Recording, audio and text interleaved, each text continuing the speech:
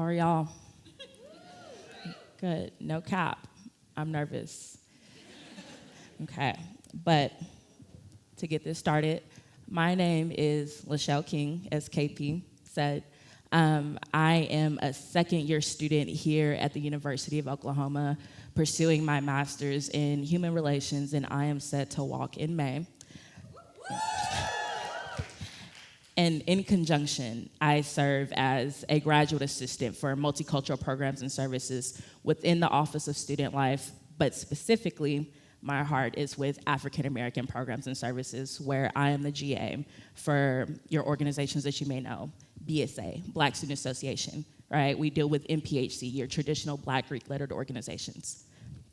In addition to all of that, right, the basis for why I'm really here today is because I have a third role here at the university.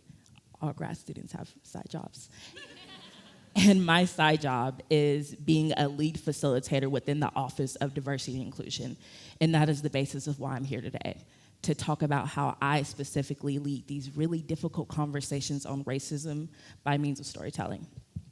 So let's just jump right into it. So I recognize, very much so, am incredibly aware of how difficult talking about racism is across the board. Politically, socially, economically, this is a taboo topic. This is a difficult topic. This is a painful topic. It's a violent topic. It can be. But I've come to the conclusion, right, and I've practiced many times that using stories is one of the best vehicles and tools at my disposal to help everybody kind of reach a consensus when we're having these conversations. Because I think stories are one of the most powerful ways to actually shift a listener's perspective. And I intentionally use that verb shift, right? Because I'm not looking to change anybody's mind. I'm not looking to tell you something new that you didn't know. I'm not looking to be the wokest person in the room and let you know this is how it's gonna be.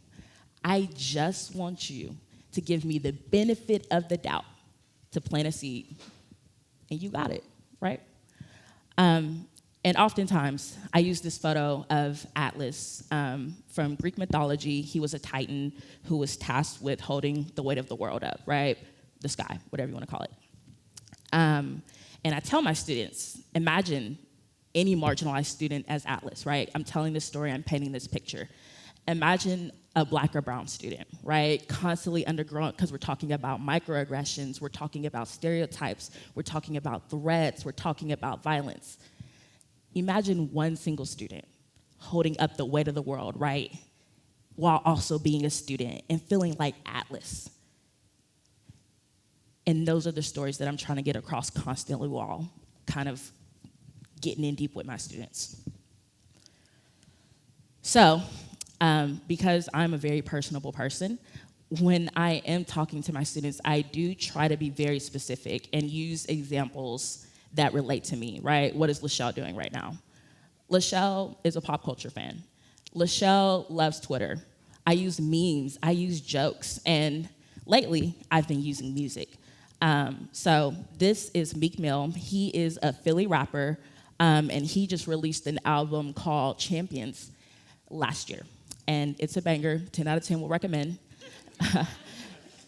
And so I've been listening, thank you. I've been listening to this album almost every single day because I'm just in love with it. And I tell my students, there's this specific song where Meek Mill is talking about his upbringing. The whole album kind of centers around his life, right? How he recently went to jail and he felt like he didn't deserve to go to jail. How he grew up in this really hard poverty, right? He talked about being a Black man in this drug-infested city where he didn't really have mentors and resources and all that, and he put it in an album. And I tell my students there's specifically this one line, right, this one lyric from a song. It's called Oodles and Noodles Babies. And he said, we can read together, see, I got a homie that's a billionaire. And I be trying to explain to him, like, if your mama working 8 hours a day, if she got a job and she doing 8 hours a day, and your daddy in the graveyard or in the jail cell, who the heck is gonna babysit? He didn't say heck, I just can't say the F word. But I tell my students, and the first time I heard this song, I was in bed. I was doing my homework. And I'm trying to explain to them, when I tell y'all that my perspective shifted, and when I say shift, there was intentional work being done. I could empathize with Meek for that moment, right? I felt this intense feeling, first and foremost, of recognizing my privilege, that I am educated, that I am in graduate school, that I am in a bed with food, and that I got a TED Talk.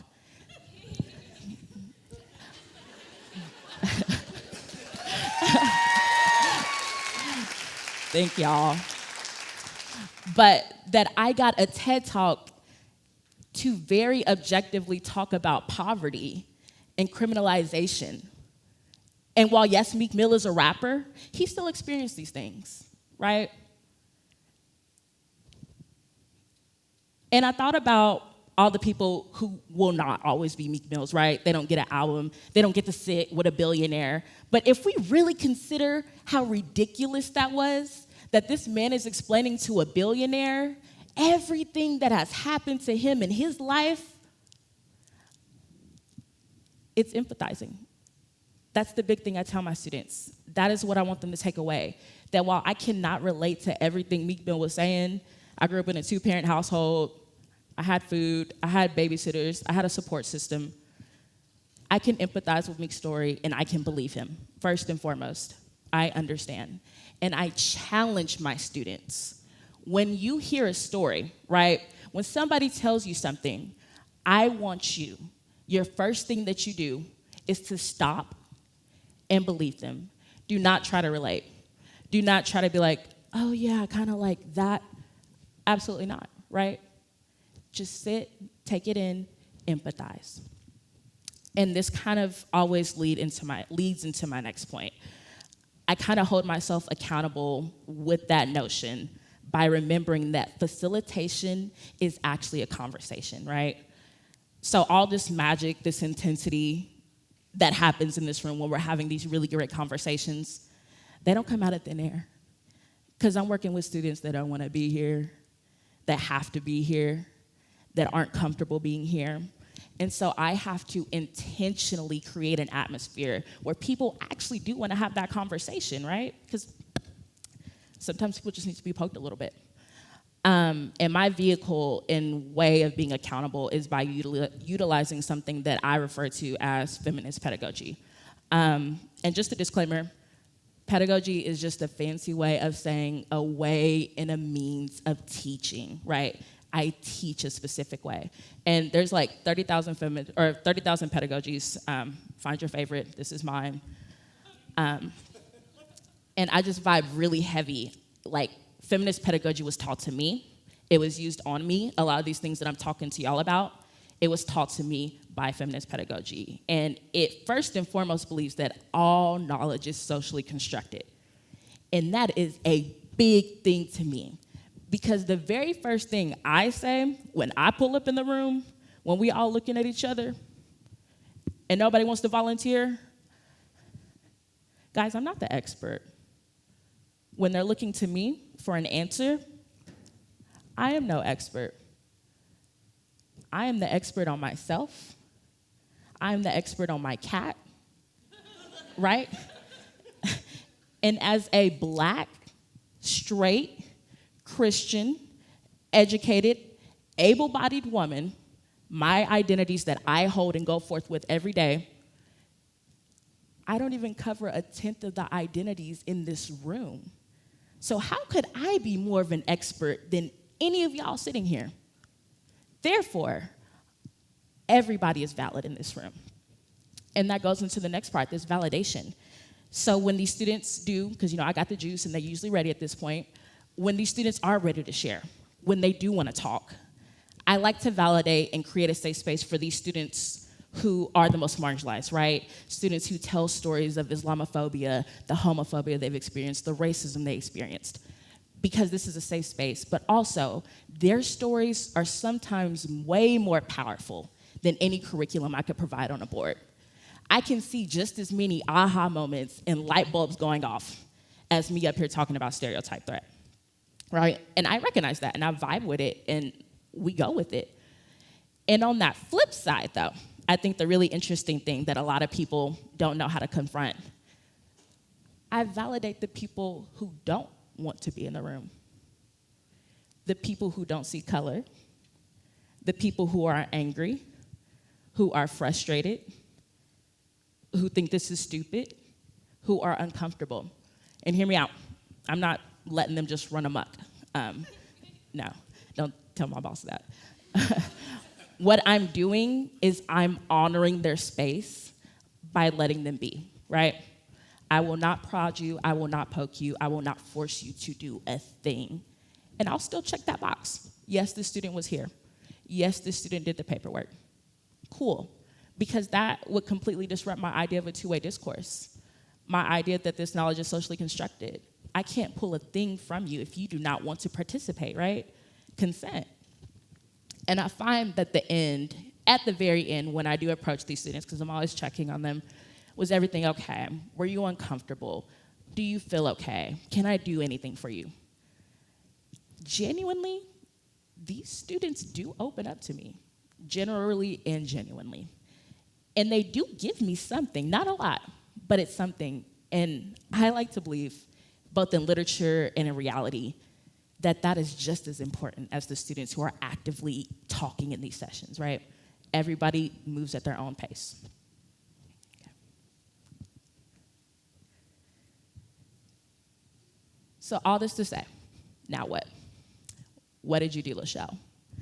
Did you win a Nobel Peace Prize? No. Do you have a fan club? Did you fix racism? I wouldn't be in grad school, I'd be rich. No. As a matter of fact, I get what I kind of categorize in my head as 3 types of people at the end of a diversity training. Group 1. Gotta love Group 1, but Group 1 does not like me. Group 1 was on their phones. They was texting their mans. They said, I gotta get out of here. I'm ready to go. They talking about Thirsty Thursday. Group 1 was rolling their eyes like to the gods. Like, Group 1 ignored me. Group 1 does not like me. Might have been a little hostile. I've never had a crazy situation. But Group 1 didn't feel it, right? And it's funny, but I've actually cried about Group 1. I've been frustrated, right? I felt like I was doing something wrong. Like, I've talked to my colleagues, I've talked to my family, I've talked to my partner.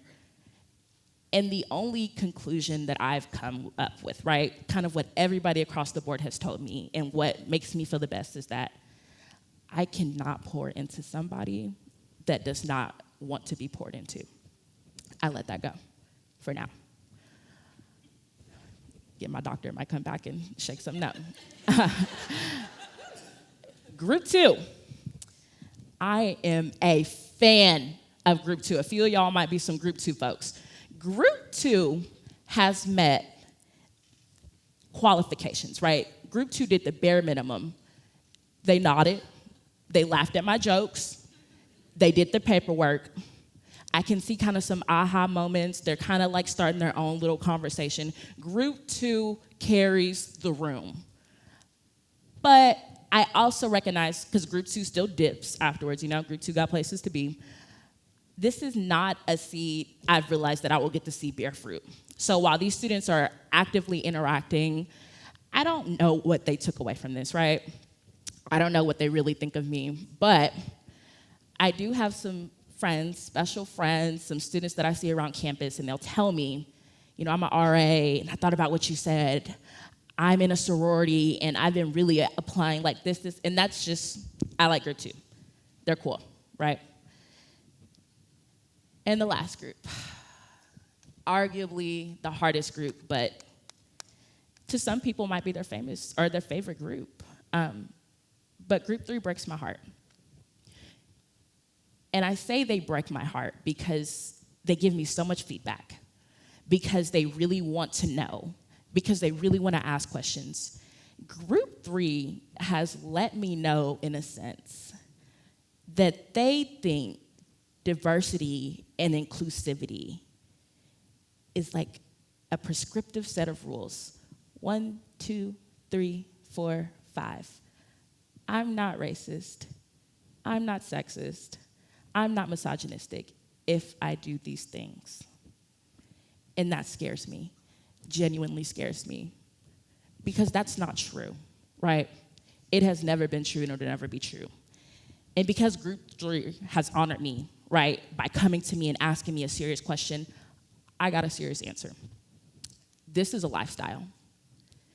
You should eat, sleep, breathe diversity, inclusivity, because they interact with everything that you do, whether you know it or don't know it, right? And you should be aware of that. You should make it your business to know it. And it's hard. This is hard, being up on this stage talking about these things. It is not a good feeling. You should be uncomfortable. I'm uncomfortable. And I let them know. They said, how do I know I'm doing this then, Lachelle, right? Because they're like, oh, okay. And this is where we really get into the nitty gritty. Because Group 3, they're usually white. Am I allowed to say white in here? That's serious. Group 3 is usually white people. And they want me to validate that they are not racist. And I cannot do that. And I'll tell them that as a matter of fact, as white folks, right, the very best you can hope to be in this world that was made for you is an anti-racist racist. And I get a lot of reactions: anger, pain, hurt, confusion. But I push through, right? I go on, not that dramatic. And I tell them I got that from Dr. George Yancey, who is a philosopher at Emory University. And he referred to himself as an anti-misogynist. He said, as a man, because this world was created just for me, right? I can be the most mediocre, the most ridiculous, the best, or the worst. But this entire world was built on a system of misogyny, a system of sexism. But I'm an advocate, right? I'm going to use my privilege to be an ally to women, to tear down systems, to self-destruct things where I can. And he said, therefore, the very best I can hope to be is an anti-misogynist. So I always challenge my students at the end of this. Instead of not being a racist, trying, how about you try your very hardest to be an anti-racist racist? I've waited a really long time to say this. Thank y'all so much for coming to my TED Talk.